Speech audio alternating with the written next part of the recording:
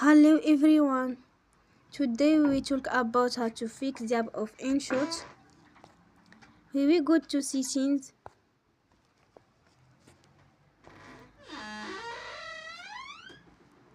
Then we click on apps.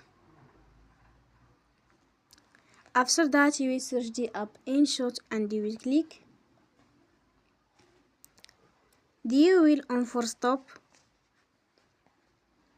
After that you will go to storage. Then we click on clear cache.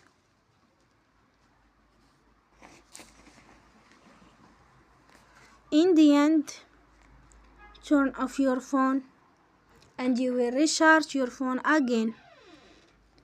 Don't forget to support us by like and subscribe. See you next time and thank you for watching.